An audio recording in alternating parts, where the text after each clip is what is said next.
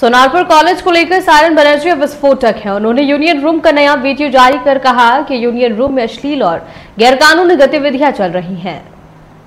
Union room में अश्लील और गैरकानूनी गतिविधियां चल रही हैं और रूम में खुलेआम मौजूद है, जहां पर परिसर में खुलेआम गांजा का सेवन हो रहा है। शिक्षा क्षेत्र में अराजकता फैली हुई है।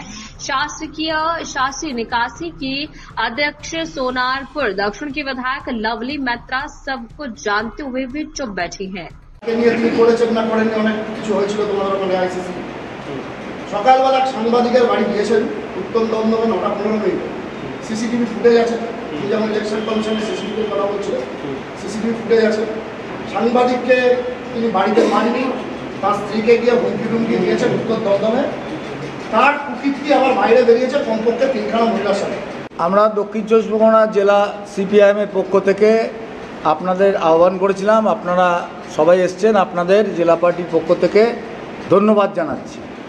আমাদের এখানে কমরেড রাহুল ঘোষ আমাদের পার্টির রাজ্য কমিটির মেম্বার এবং কমরেড সায়ন ব্যানার্জি আমাদের জেলা কমিটির মেম্বার এবং বিশিষ্ট আইনজীবী। আপনারা জানেন আমাদের জেলায় সারা রাজ্যেই হচ্ছে, আমাদের জেলারও বিভিন্ন কলেজে সোনারপুরের ঘটনা যখন প্রকাশ্যে আসে, সোনারপুরের মানুষ হিসেবে অত্যন্ত মর্মাহত হয়েছিলেন।